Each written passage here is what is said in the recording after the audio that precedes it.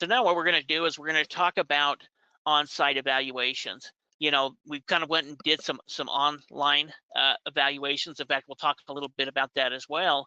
And then we're going to get into what is an on-site evaluation, why is it important? If you're looking to buy structured properties, you can't skip this step.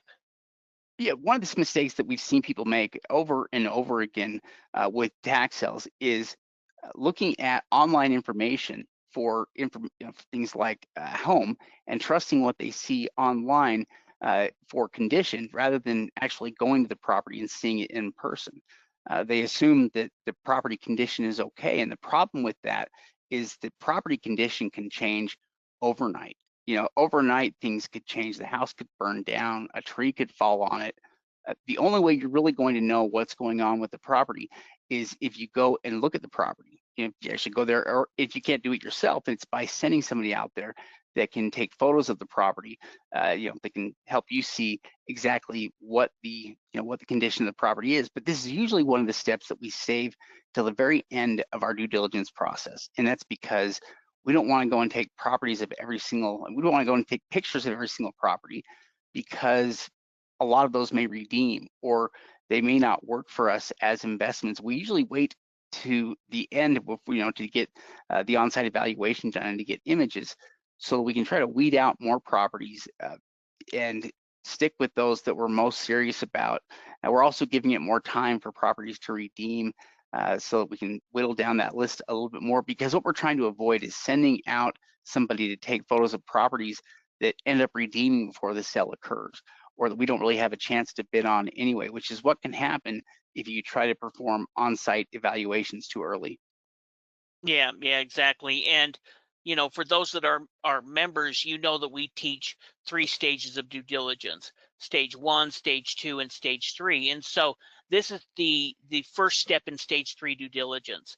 Or one of the major steps that we're going to set in stage three due diligence after we've gone through stage one and stage two.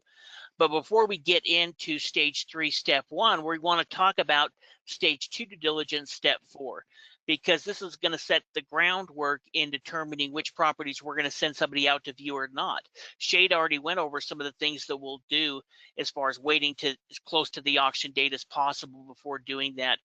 That way we eliminate having somebody go out and take photos of a property we can't bid on. But yeah, we're going to do an online evaluation before doing an on-site evaluation. And it's through the online evaluation that's what's going to help us determine if it's even worth it to go out and do an on-site evaluation.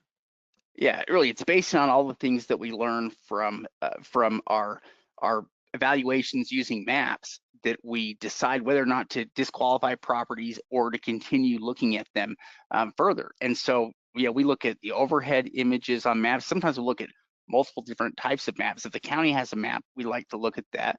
We like to look at the Google Maps and a street side image. If we can get a street side image, that is very important and can tell us a lot about the property, and also when the image was taken, can tell us quite a bit. But if we can get a street side image that is fairly recent, or let's say it's within the last 5 or 10 years, that we can get some idea of what the condition of the property was at the time, and generally make a call on the information we can see there as to whether or not it's worth it to send somebody out to look at the property further. So I mean, in this case we're looking at image from February of 2025, so it's about a year old. The image is.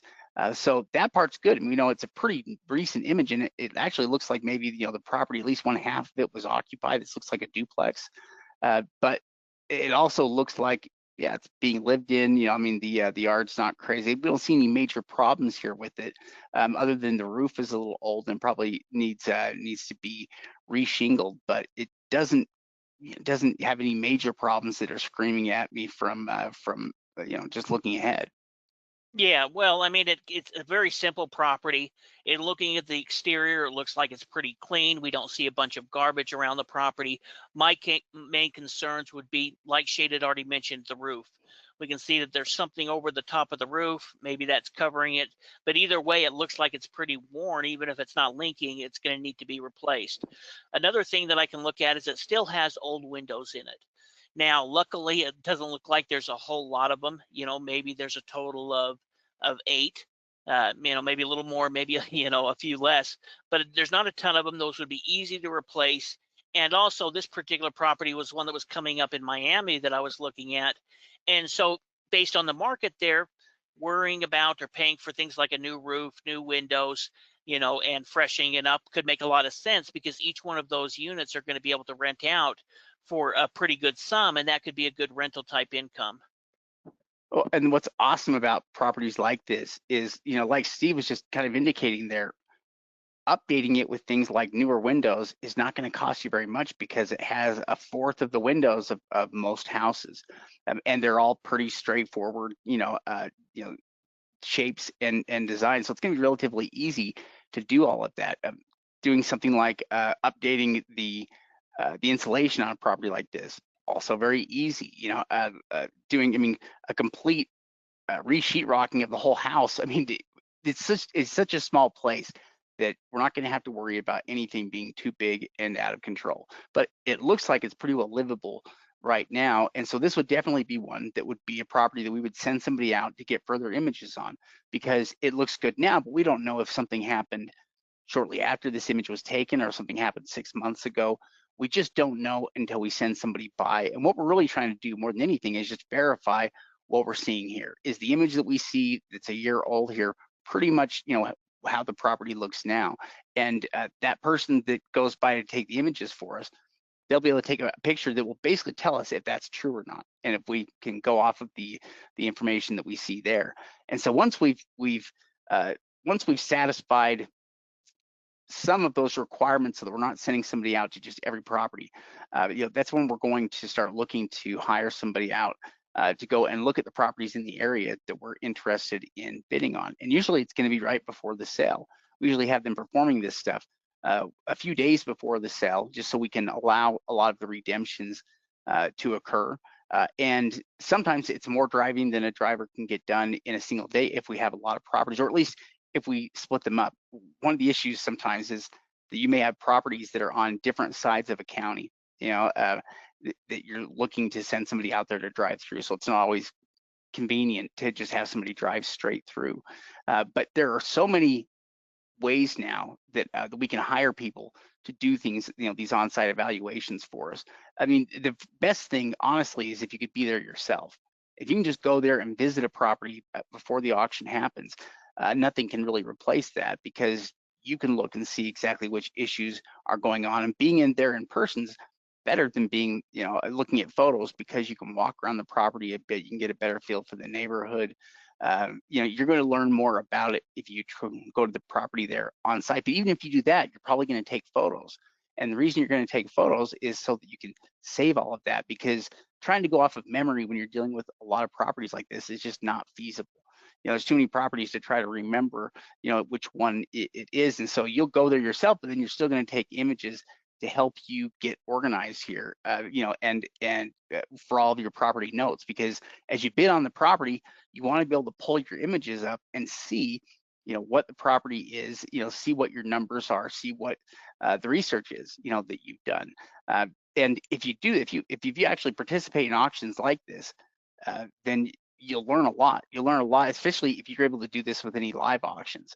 If you can attend an auction where you know what all the properties are as they come up and people bid on them, it's an amazing learning experience, because it teaches you so much about every single bidder.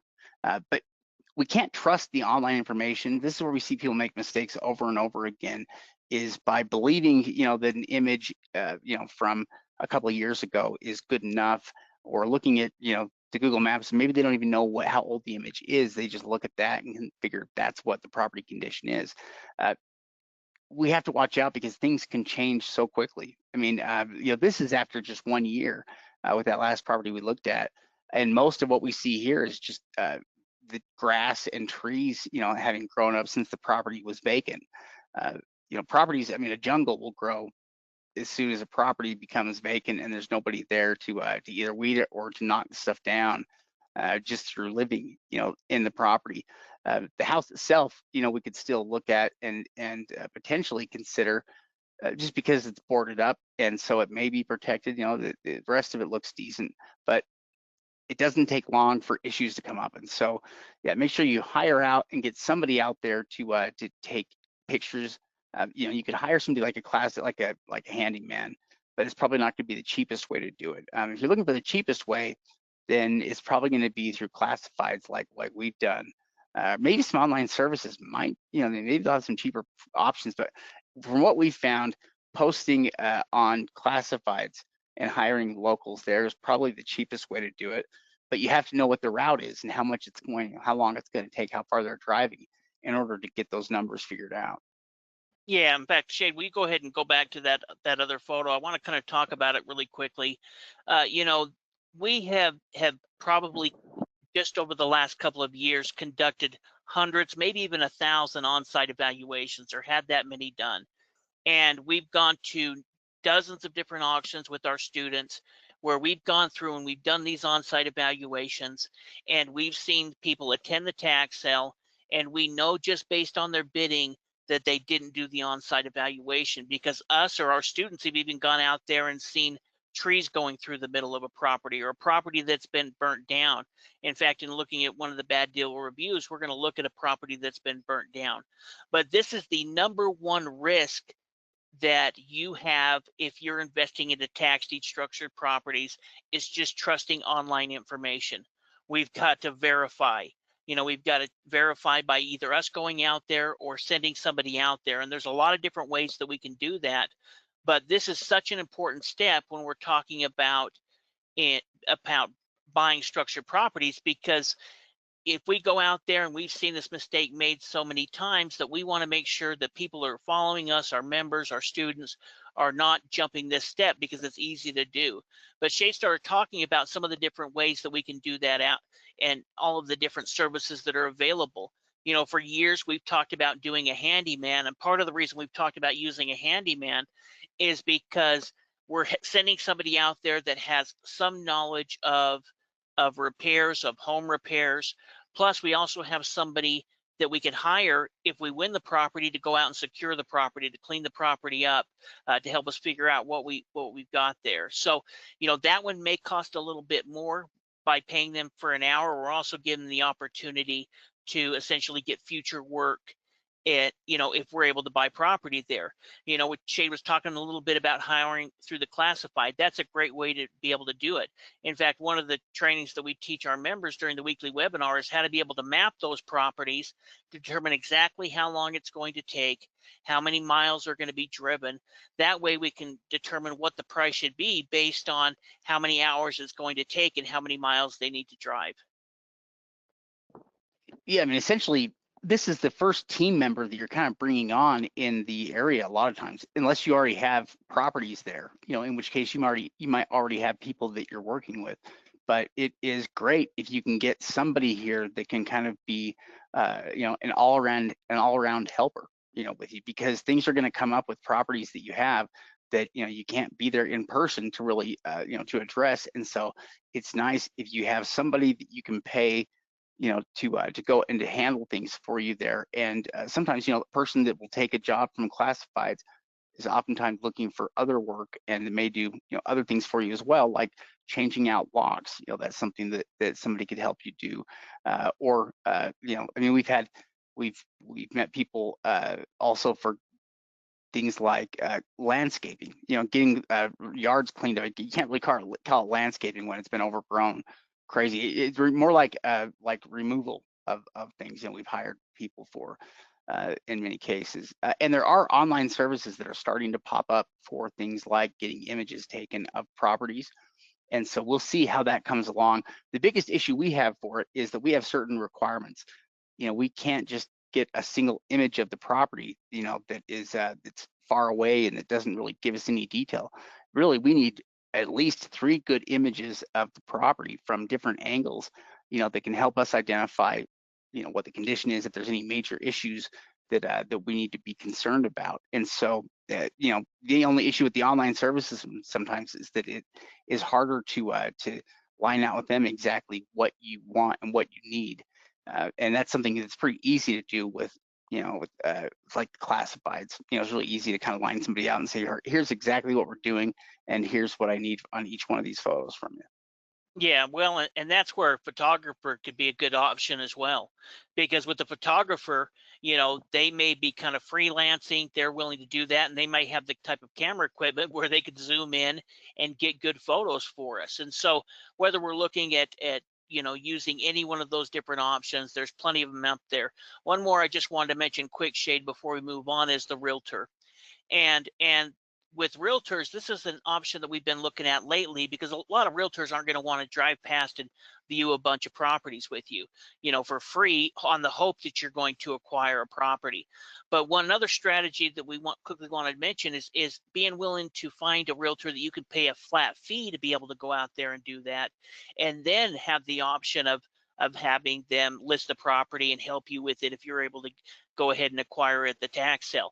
That could definitely be worth it, and might be able to find a good agent. You're just going to pay them for their time, kind of doing what's called a broker price analysis for you, and that could be a good option as well. Yeah, and there's a lot of realtors, they're looking for, they're looking for work, especially work that can help put money in their pocket quickly, stuff that isn't, commission dependent and, requires the sale to be completed in order to do. And so there are a lot of realtors out there. And really, if you could do it with a realtor, that would be probably one of the ideal people, just because they also have knowledge of the real estate market. When eventually when you want to sell, they can help you with that. They can potentially line up buyers. They're going to have all of the contacts for people that you would want to potentially work with, like a real estate attorney or a title insurance company. They have all of the contacts already. So they do work out really well as people to help you with any property in an area. A realtor can be one of the first people you bring on board.